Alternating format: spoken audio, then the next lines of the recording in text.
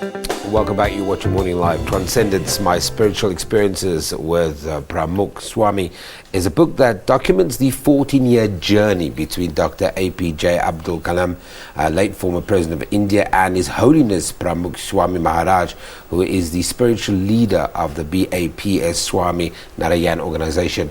The book also talks about Kalam's meeting with former South African President Nelson Mandela. Transcendence was launched last Saturday at the Linder Auditorium in Johannesburg. Many leaders such as Gauteng Transport MEC Ismail Vadi, Feroz Cachalia Member of the Executive Council for Gauteng Community Safety, as well as business and spiritual leaders attended the launch.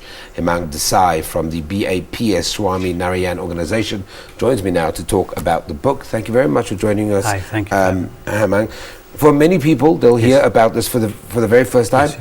In the intro, we tried to keep it as brief as possible, but this is about two incredibly amazing leaders that have come together, religious leaders, didn't even have a common language, but found commonality.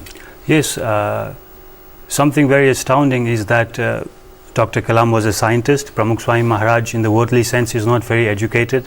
They are from two very different far parts of India. One is from Tamil Nadu, one is from Gujarat, so there's a language barrier as well.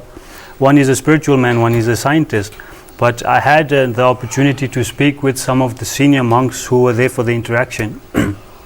They felt that what was common between the two leaders was the humility and selflessness. So they deduced that what actually brought them together is the ability to identify this quality in each other. So they met at that level, which is a level which I think transcends the language barrier. Yeah, and many may argue that humility, if we practice it today, we would have a much better relationships.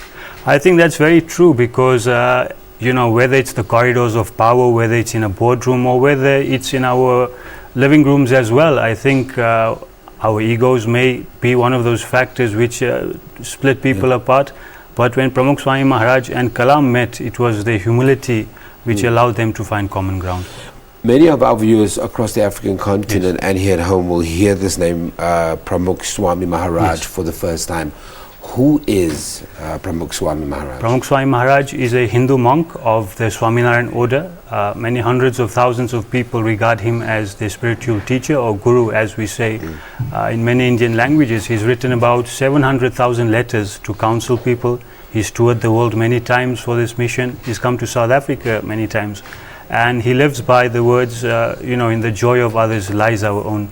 Through building temples, schools, and many such projects, he has always pioneered this effort of bringing people towards their center, towards their spirituality. Let's get back to the book very quickly, because on chapter 29, and I think this is maybe one of the big stories that stand out, and throughout, especially over the last couple of years, people have talked about this really magical encounter with Mandela. President Kalam had a meeting with then South African President Nelson Mandela, affectionately known as Mandela. What was the experience that he took away from that encounter? Because I know that they, in a very short time, became quite close. Dr. Kalam was the President of India at the time. Mr. Mandela was the then ex-President of India, having been in office. But in the interaction, Mr. Mandela brought up his prison experience and the fact that he left his bitterness and his hatred behind, and that allowed him to actually, you know, be a good and very effective leader that we all know him to be.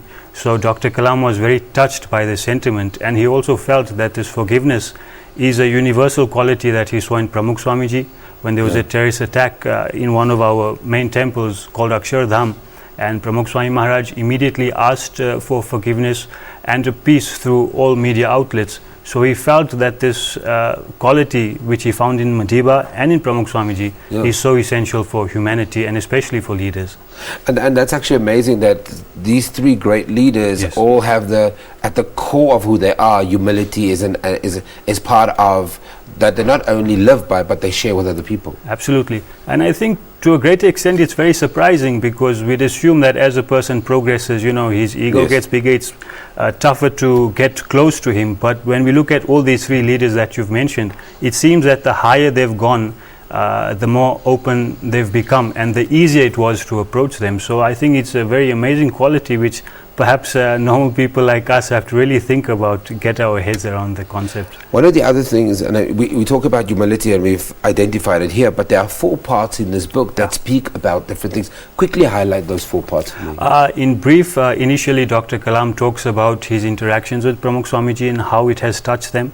Especially he speaks about when he spoke at the European Parliament, and he made some very bold assertions for the developing world, which is South Africa, India, all of us, and he felt Pramukh Swamiji was there with him at the time. So this individual spirituality, you know, it's always great to have such a powerful force, energy with you all the time. In the second part, he goes on to speak about spirituality in action, spirituality which moves away just from, you know, only from theory, but can be very practical. He talks about B.A.P.S's work in places such as Bhuj, where there was a horrendous earthquake, and for our viewers, you know, many South Africans had very selflessly donated for that cause via B.A.P.S. So he talks about spirituality in action, how it can affect our day-to-day lives.